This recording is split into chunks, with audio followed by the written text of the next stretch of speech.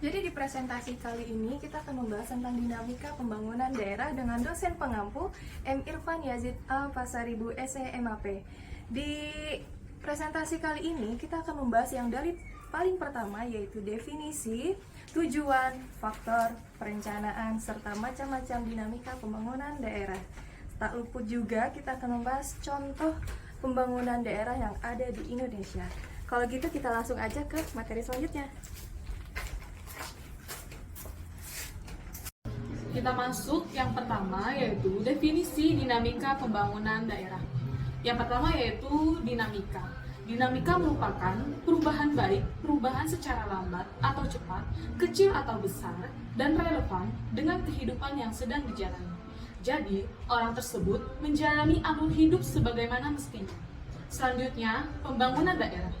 Pembangunan daerah adalah suatu proses di mana pemerintah daerah dan masyarakatnya mengelola sumber-sumber daya yang ada serta membentuk suatu pola kemitraan antara pemerintah daerah dengan sektor swasta untuk menciptakan lapangan pekerjaan baru. Selain itu juga merangsang perkembangan kegiatan ekonomi dalam wilayah tersebut. Menurut Arsyad 1999 dalam Santoso 2013. Apa sih tujuan dari dinamika pembangunan daerah? Tujuan pembangunan adalah untuk mengubah kondisi masyarakat menjadi lebih baik. Hal ini tentunya bisa dicapai apabila pembangunan memiliki arah dan sasaran yang tepat. Salah satu usaha untuk mencapai tujuan tersebut adalah dengan membuat perencanaan yang baik dan pengarahan sumber daya yang tepat. Adapun faktor-faktor yang dapat mempengaruhi perencanaan pembangunan daerah antara lain: 1. Kestabilan politik dan keamanan dalam negeri. Kedua, dilakukan oleh orang-orang yang ahli dalam bidangnya. 3. Realistis sesuai dengan kemampuan sumber daya dan dana. 4. Koordinasi yang baik. 5. Top down dan bottom up planning. 6. Sistem pemantauan dan pengawasan yang terus-menerus. 7. Transparansi dan dapat diterima oleh masyarakat. Perencanaan pembangunan daerah merupakan hal yang sangat penting dikarenakan dengan perencanaan yang tepat, pembangunan dapat diarahkan secara terarah dan berkesinambungan sesuai dengan peraturan pemerintah nomor 8 tahun 2008 bahwa pembangunan daerah adalah pemanfaatan sumber daya yang dimiliki untuk peningkatan kesejahteraan masyarakat yang nyata, baik dalam aspek pendapatan, kesempatan kerja, lapangan berusaha, akses terhadap pengambilan kebijakan, berdaya saing maupun indeks pembangunan manusia.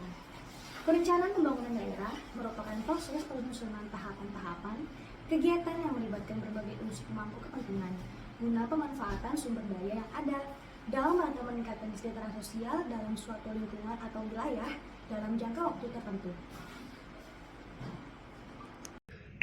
Macam-macam pembangunan daerah. Pembangunan fisik. Pembangunan fisik adalah pembangunan yang dapat dirasakan langsung oleh masyarakat atau pembangunan yang tampak oleh mata. Contohnya prasarana perhubungan yaitu jalan, jembatan, dan lain-lain. Kedua, prasarana pemasaran yaitu gedung dan pasar. Ketiga, prasarana sosial yaitu gedung, sekolah, rumah-rumah, ibadah, dan puskesmas. Pembangunan non-fisik. Pembangunan non-fisik adalah jenis pembangunan yang tercipta oleh dorongan masyarakat setempat dan memiliki jangka waktu yang lama. Contohnya, pembangunan bidang keagamaan, pembangunan bidang kesehatan dan keluarga berencana, pembangunan bidang keamanan dan ketertiban. Pelayanan terhadap urusan masyarakat seperti pembuatan kartu keluarga, pembuatan KTP, akte kelahiran, dan surat keterangan domisili. Contoh nyata pembangunan daerah di Indonesia, Menteri Pekerjaan Umum dan Perumahan Rakyat PUPR Basuki Hadi Mulyono mengatakan akan mendukung pengembangan kota-kota di luar Pulau Jawa. Di antaranya 6 kota yang menjadi fokus adalah Palembang, Banjarmasin, Makassar, Manado, dan Denpasar, termasuk ibu kota negara IKN di Kalimantan Timur. Pengembangan kota metropolitan di luar Pulau Jawa tersebut dalam rangka mendukung pemerataan pembangunan dan peningkatan pertumbuhan ekonomi Indonesia.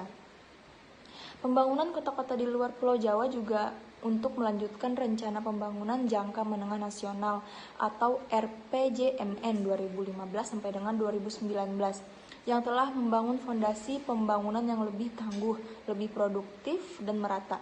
Fondasi bagi pembangunan Indonesia-sentris, bukan Jawa-sentris.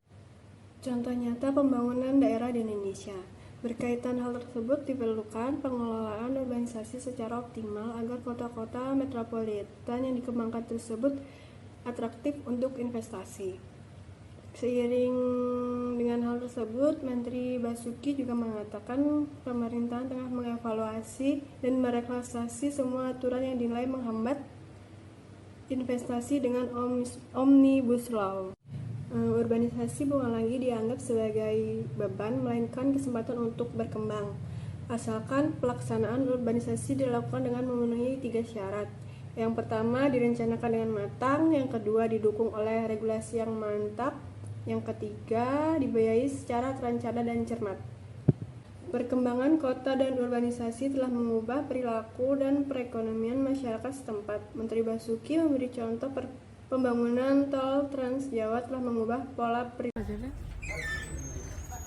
Itulah tadi soal pembahasan mengenai dinamika pembangunan daerah. Dari hal tersebut kita dapat menarik kesimpulan bahwa pembangunan merupakan suatu proses untuk meningkatkan taraf hidup masyarakat menjadi lebih baik. Sekian dari kelompok 4 yang dapat kami sampaikan. Wassalamualaikum warahmatullahi wabarakatuh.